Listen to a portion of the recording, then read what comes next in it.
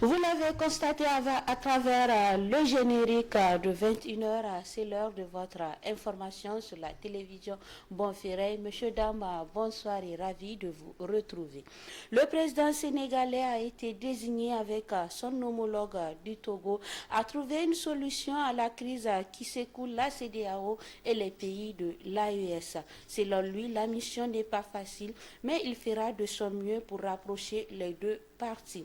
Le président sénégalais s'est aussi exprimé au sommet des chefs d'État et gouvernement de la CEDEAO tenu le week-end dernier. Le commentaire signé Balima Bourema. Bassirou Diomaye Faye, à peine 100 jours de son investiture à la magistrature suprême du Sénégal, le voilà médiateur dans la crise qui secoue la communauté économique des États de l'Afrique de l'Ouest et ses 3 anciens membres regroupés au sein de la Confédération des États du Sahel AES. Une mission délicate au vu des positions qui semblent séparer les deux blocs. Mais pour le jeune et nouveau président du Sénégal, l'expérience de son pays en matière de diplomatie jouera à sa faveur. Le Sénégal est un grand pays, pas sur le plan de la superficie, mais sur le plan des hommes qui ont incarné les institutions, particulièrement ceux qui ont animé la diplomatie depuis l'indépendance de notre pays et qui nous ont forgé une respectabilité que nous devons préserver et à laquelle nous devons travailler pour la rendre beaucoup plus solide, de travailler au raffermissement des relations déjà très bonnes et conviviales entre le Sénégal et les différents pays de la CEDEAO, mais aussi de travailler à un rapprochement des positions, comme nous le savons, qui sont très distendues entre l'organisation et ces 3 pays-là. Avec le président togolais, il a été désigné par la conférence des chefs d'État et de gouvernement de la CEDEAO pour ramener le Burkina Faso, le Mali et le Niger au sein de l'organisation commune avant janvier prochain. Il sait que la tâche n'est pas facile.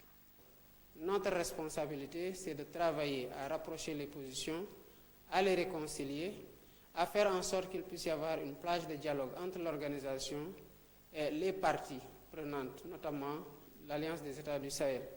Et j'espère que d'ici la fin du délai de préavis, qu'il y aura assez de discussions qui permettront de réconcilier les positions et de travailler à renforcer l'organisation afin qu'elle prenne mieux en charge les défis communs auxquels nous sommes confrontés. Depuis le 28 janvier dernier, le Burkina Faso, le Mali et le Niger ont annoncé leur retrait pur et simple de la CEDEAO. Ils accusent la CEDEAO de ne pas les assister dans la lutte contre le terrorisme et surtout de recevoir des décisions des pays tiers et extérieurs à l'organisation commune.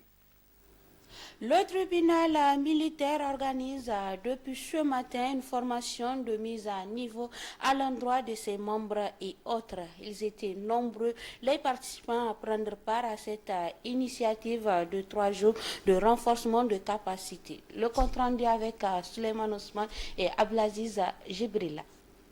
Composé des juges militaires, défenseurs, greffiers et huissiers à paritaire, le tribunal militaire renforce les capacités de ses membres à travers la présente session de formation de mise à niveau sur initiative du commissariat du gouvernement sur, entre autres thèmes, la généralité sur les juridictions militaires, les infractions, droits communs et militaires, éthique et déontologie du juge et la procédure judiciaire. 150 juges militaires et défenseurs, des commis d'office, ainsi que des huissiers appariteurs vont bénéficier de cette formation. L'effet final recherché étant de permettre aux participants de pouvoir rendre la justice en âme et conscience, en toute impartialité, conformément au droit et à la loi. À l'ouverture de cette session de formation, le magistrat Moussa Waziri a rappelé l'importance de la formation et l'intérêt que l'État accorde à ce genre de formation. Cet atelier sera l'occasion pour les membres de la juridiction d'abord de se retrouver, parce que le tribunal militaire est l'une des plus grandes compagnies judiciaires du pays, quand même, il faut le dire, en fonction du nombre des membres. Donc c'est l'occasion pour nous de nous retrouver d'abord, de partager et d'actualiser nos connaissances de discuter de la vie de la juridiction, l'évolution des dossiers et également réfléchir sur les sujets d'actualité. Parce que avec les récents événements, je suis sûr que le tribunal militaire sera sollicité davantage. Cette formation va durer 3 jours. À titre de rappel, le tribunal militaire a été institué au Niger en 2003 par une loi portant code de justice militaire. Autre aspect de ce journal, ouverture ce matin de la première réunion du comité plutôt technique national pour le programme électronucléaire au Niger au titre de l'année 2024. Cette session durera 3 jours et sera une occasion de faire le diagnostic de la mise en œuvre du programme électronucléaire au Niger. Faisons le point avec Boubacar Amadou et Abdoulaye Seydou. Créé par arrêté en date du 3 septembre 2015 par le gouvernement au sein de la haute autorité nigérienne à l'énergie atomique ANEA, a envie de définir, élaborer et mettre en œuvre le programme électronucléaire au Niger. Le comité technique national pour le programme électronucléaire tient sa première réunion au titre de l'année 2024. L'objectif de cette session est de faire le diagnostic de la mise en œuvre de ce programme. L'objectif de cette session est de faire le point, d'apprécier les travaux réalisés par chaque sous-comité, d'évaluer les résultats obtenus et de prendre les dispositions idoines pour s'assurer que la mission de suivi prévue en octobre 2024 sera concluante.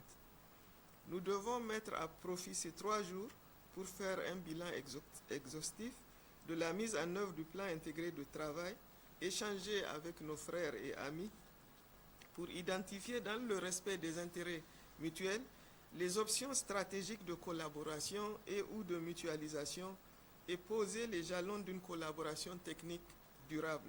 Le Niger est un producteur majeur d'uranium depuis plusieurs décennies.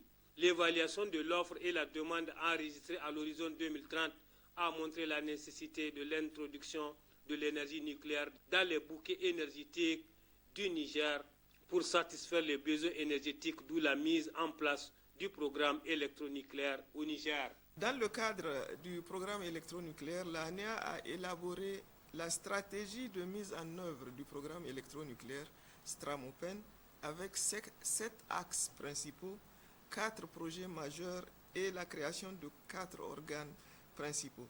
Le CTNPEN est chargé, entre autres, d'élaborer et de mettre en œuvre le programme électronucléaire, mais aussi de mener toutes les études et les réformes nécessaires en collaboration avec les ministères et les structures impliquées.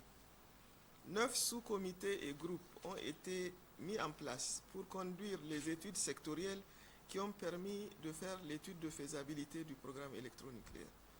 Une équipe d'évaluateurs a été identifiée et formée pour faire l'auto-évaluation des 19 domaines clés auxquels le CTNPEN a rajouté un 20e domaine sur la disponibilité des ressources en eau au regard de l'enjeu social et politique qu'elle représente dans notre pays. Conformément à l'engagement des plus hautes autorités de la Confédération des États du Sahel en vue d'une coordination et d'une mutualisation des efforts dans le cadre des projets structurants et intégrateurs, le Burkina participe à cette rencontre. De ces assises de 3 jours, il est attendu des contributions valables qui permettront au Comité technique national pour le programme électronucléaire du Niger d'atteindre ses objectifs qu'il s'est fixés. 48 heures après la publication des aspirations du président du CNSP, les réactions continuent de se faire enregistrer par rapport aux 4 grands axes du programme présenté par le Premier ministre samedi dernier. Le coordinateur du M62 a donné son avis et salue l'engagement du CNSP pour un Niger souverain. N'est-ce pas Echatou Mahamadou et Omar Boukari?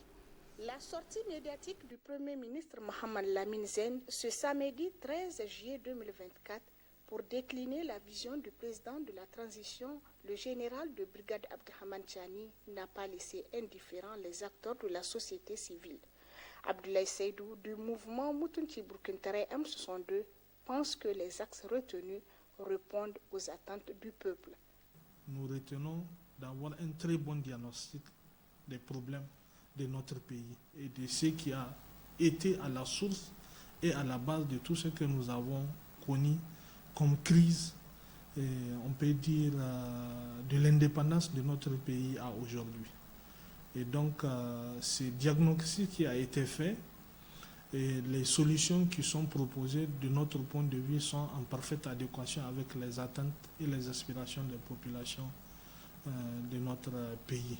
Donc, nous estimons que, comme on l'a dit, un problème bien posé et à moitié résolu, donc on peut espérer qu'aujourd'hui, cette vision-là, telle qu'elle a été déclinée, c'est comme si déjà elle acte 50% des solutions à nos problèmes. La concrétisation de cette vision du chef de l'État a besoin du soutien de tous les acteurs de la chaîne au pouvoir et de la population, poursuit Abdoulaye Seydou dans ses propos. Nous avons aujourd'hui le potentiel qui est là, nous avons toutes les opportunités et donc il nous appartient à chacun de jouer sa partition. Parce que les autorités ont leur partition, le chef de l'État a sa partition, le gouvernement a une partition, les membres du CNSP. Est-ce que vous comprenez? Les démembrements, les structures, les institutions, les populations que nous sommes, chacun a une partition à jouer. Donc si dans la chaîne, il y a des acteurs qui ne jouent pas leur partition, quelle qu'en soit la clarté de la vision, nous serons confrontés à des problèmes. Formulé en 4 grands axes dont la sécurité et la cohésion sociale, la promotion de la bonne gouvernance, le développement de bases de production pour la souveraineté économique et l'accélération des réformes sociales, toutes ces aspirations du président de la transition interviennent à la veille de la célébration de l'an 1 du Conseil national pour la sauvegarde de la patrie CNSP au pouvoir de l'État. Début ce matin des soutenances pour la licence professionnelle session 2024 à l'ESCOM ex-IFTIC. 92 candidats, toutes filières confondues, sont en lice pour l'obtention du diplôme. Les explications avec Aminata Yaya Garba et Omar Boukari. Ils sont 92 candidats repartis dans différentes filières, à savoir le journalisme audiovisuel, journalisme presse écrite, production, réalisation, communication des entreprises, technico-artistique, communication pour le développement, à être en lice pour l'obtention de la licence professionnelle au titre de la session 2024 à l'ESCOM. Des soutenances qui se tiennent dans de bonnes conditions. Chaque année, nous convoquons ce qu'on appelle la conférence des présidents à la veille des soutenances. À l'occasion de cette réunion qu'on a eu à faire hier, donc comme à l'accoutumée, on a eu à la faire, elle est présidée par le directeur général. Nous avons eu à attirer l'attention des différents membres des différents directeurs, autant pour moi, sur surtout la gestion du temps. Parce que chaque jury, si vous essayez de constater, nous avons un temps bien précis pour chaque jury. Et dans le cadre de la programmation, on essaie de prévoir au moins 5 minutes entre la fin d'une soutenance et le début d'une autre. Cette session 2024 des soutenances pour la licence professionnelle a bénéficié de plusieurs innovations.